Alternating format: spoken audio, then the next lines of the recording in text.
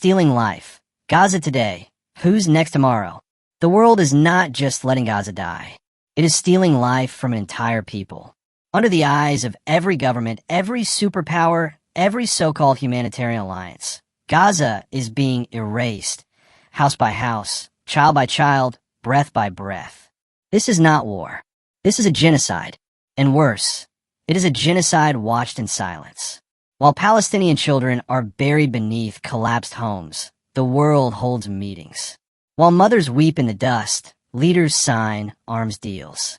While Gaza screams, the world scrolls. And it won't stop here. Gaza is not the last target. It is just the test. Because if the world allows this, then who's next?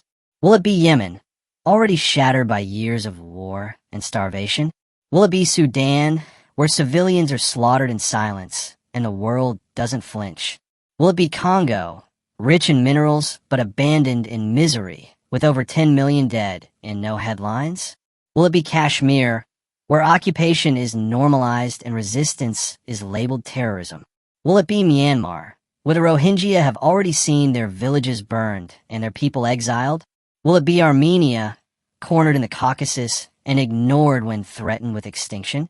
Will it be any poor, weak nation that cannot defend itself because the powerful have decided their lives are not strategic enough to matter? Gaza is not just a victim. Gaza is a warning. If the international community, the UN, the Arab League, NATO, if all of them can stand still while Gaza is turned into dust, then no nation without nuclear weapons or massive military alliances is safe.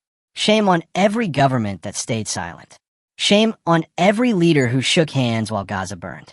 Shame on every Arab regime that bowed its head for oil and trade while its people screamed in protest.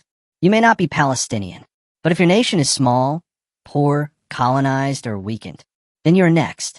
The playbook is written, and Gaza is its first draft.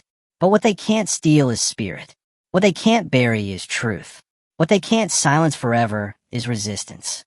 Gaza is still breathing, still standing, still fighting. And we, those who still have voices, must shout louder than the bombs. Because one day it might be us. Let history write this down. The world abandoned Gaza.